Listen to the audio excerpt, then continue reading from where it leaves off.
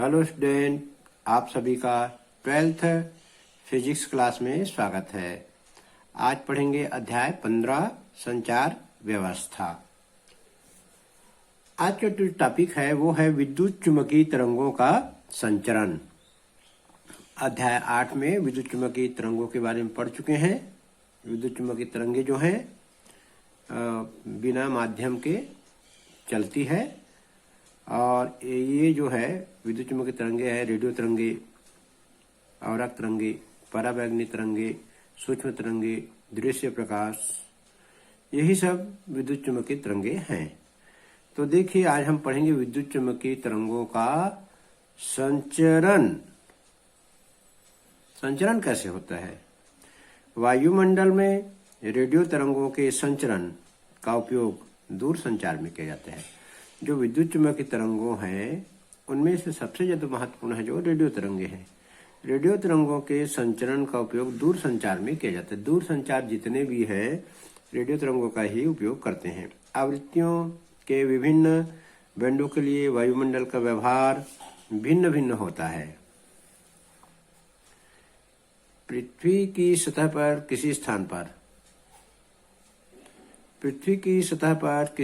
पर रेडियो परिक्षेत्र से दूसरे स्थान पर स्थित अभिग्राही तक रेडियो तरंगों का 3 विधियों से संचरित किया जा सकता है। पहला, भूतरंग संचरण द्वारा रेडियो तरंगों का संचरण, भूतरंग संचरण द्वारा, व्योम तरंग संचरण द्वारा, आकाश तरंग संचरण द्वारा।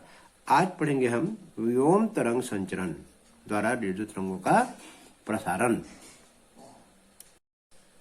व्योम तरंग संचरण रेडियो तरंगों के प्रसारण की दूसरी विधि है।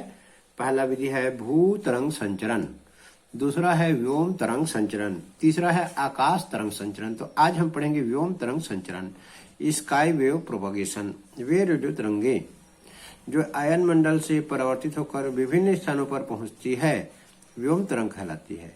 रेडियो तरंगों के इस प्रकार के संचरण को व्योम तरंग संचरण कहते हैं। व्योम तरंग संचरण वे रेडियो तरंगे जो आयन मंडल से परावर्तित होकर विभिन्न स्थानों पर पहुंचती है व्योम तरंग कहलाती है। आयन मंडल से परावर्तित होने वाली तरंगे व्योम तरंगे हैं। रेडियो तरंगों के इस प्रकार के संचरण को व्योम तरंग संचरण कहते हैं। व्योम तरंग की आवृत्ति 3 मेगाहर्ट्ज से लगभग 30 मेगाहर्ट्ज के बीच होती है। तरंगों के इस बैंड को लघु तरंग बैंड कहते हैं। इस बैंड की रेडियो तरंगों को प्रेषित्र की सहायता से आयन मंडल की ओर प्रेषित किया जाता है। ये तरंगे आयन मंडल की ओर प्रेषित किया जाता है। ये तरंगे आयन मंडल से परावर्तित होकर अन्य स्थानों पर पहुंचती है जो अभिग्राही द्वारा ग्रहण कर ली जाती है। आयन मंडल से परावर्तित होने के कारण इन तरंगों को आयन मंडलीय तरंग भी कहते हैं। आयन मंडल से परावर्तित होने के कारण इन तरंगों को आयन मंडलीय तरंग भी कहते हैं। चित्र में देखिए व्योम तरंगों का संचरण। ये पृथ्वी का पृष्ठ वक्राकार दिखाया गया है। यहाँ पर एंटीना लगा हुआ है, प्रेषित्र जिसको बोलते हैं। यहाँ से जो तरंगे निकलेंगी, ये देखिए, ये जो तरंगे हैं ये वायुमंडल की यहाँ परतें दिखाया गया है, डी परत, ई परत, F1, F2। तो प्रेषित्र से निकलने वाली रेडियो तरंगे आयन मंडल के ई परत से परावर्तित हो रही है और जिनकी आवृत्ति 30 मेगाहर्ट्ज से ज्यादा होती है। हम जानते हैं रेडियो तरंगे जिनकी आवृत्ति होती है 3 मेगाहर्ट्ज से 30, उनको परावर्तित करती है आयन मंडल।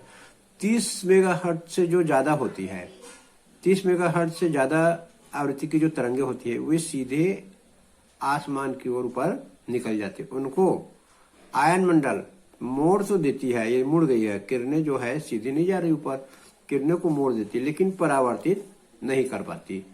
तो ये चित्र बनाना पड़ेगा व्योम तरंगों के संचरण के लिए।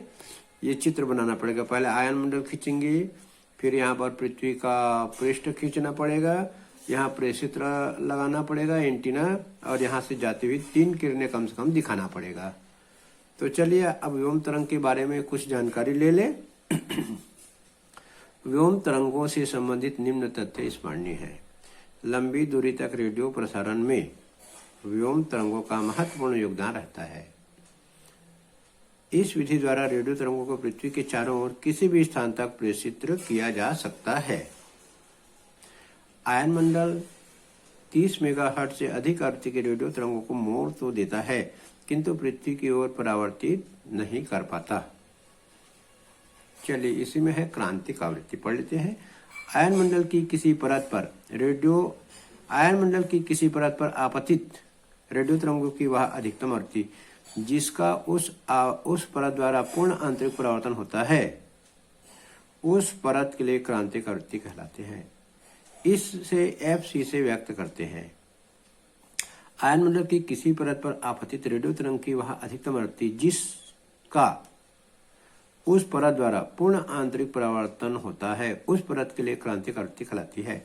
इसे FC से व्यक्त करते हैं। इससे अधिक आवृत्ति की तरंगें उस परत को भेद कर पार कर जाती है।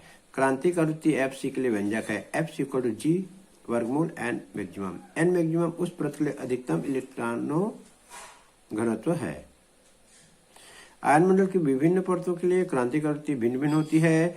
आयन मंडल के लिए क्रांतिक आवृत्ति का अधिकतम मान 30 मेगाहर्ट्ज है।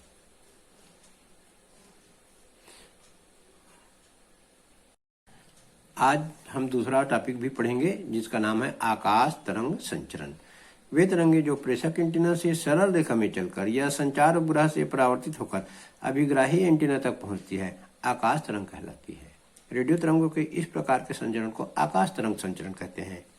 वे तरंगे जो प्रेषक एंटीना से सरल रेखा में चलकर या संचार उपग्रह से परावर्तित होकर अभिग्राही एंटीना तक पहुंचती है, आकाश तरंग कहलाती है। रेडियो तरंगों के इस प्रकार के संचरण को आकाश तरंग संचरण कहते हैं। जब रेडियो तरंगे प्रेषित एंटीना से सरल रेखा में चलकर सीधे अभिग्राही एंटीना तक पहुंचती है तो इस संचरण को दृष्टि रेखी रेडियो संचरण कहते हैं। आकाश तरंग संचरण से संबंधित निम्न तथ्य स्मरणीय है। कम से कम 3 बिंदु याद रखना है। आकाश तरंगों का उपयोग दृष्टि रेखी रेडियो संचरण के साथ साथ उपग्रह संचार में भी किया जाता है।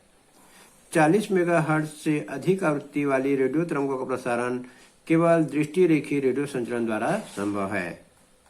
VHF, UHF और सूक्ष्म तरंगे दृष्टि रेखी संरचना प्रदान करती है।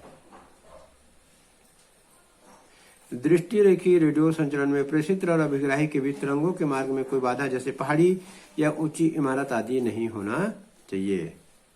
LOS संचरण में दृष्टि रेखी संचरण में पृथ्वी की वक्रता के कारण सीधी तरंगे किसी बिंदु पर अवरोध हो जाती है, अतः तरंगों को क्षैतिज से परे प्राप्त करने के लिए अभिग्राही एंटीना की काफी ऊंचाई पर स्थापित किया जाना चाहिए। आकाश तरंग संचरण में प्रयुक्त एंटीना का साइज अपेक्षाकृत छोटा होता है। आकाश तरंग संचरण में प्रयुक्त एंटीना का साइज अपेक्षाकृत छोटा होता है। LOS दृष्टि रेखी रेडियो संचरण में प्रेषक एंटीना और अभिग्राही एंटीना समान ऊंचाई पर हो, यह आवश्यक नहीं है। टेलीविजन प्रसारण, माइक्रोवेव, लिंक, उपग्रह संचार आदि में आकाश तरंग संचरण का उपयोग किया जाता है। आकाश तरंग संचरण का चित्र यहाँ दिखाया गया है, देखिए। आकाश तरंग संचरण, प्रेषित अभिग्राही, ये सीधी रेखा में संचरण किया जाता है रेडियो तरंगों का। आकाश तरंग संचरण में प्रेषित एंटीना से अभिग्राही एंटीना तक सीधी रेखा में तरंग का संचरण किया जाता है। दूसरी है संचार उपग्रह द्वारा भी रेडियो तरंग का संचार उपग्रह द्वारा भी इन रेडियो तरंगों का संचरण किया जाता है। ये है आकाश तरंग संचरण का चित्र।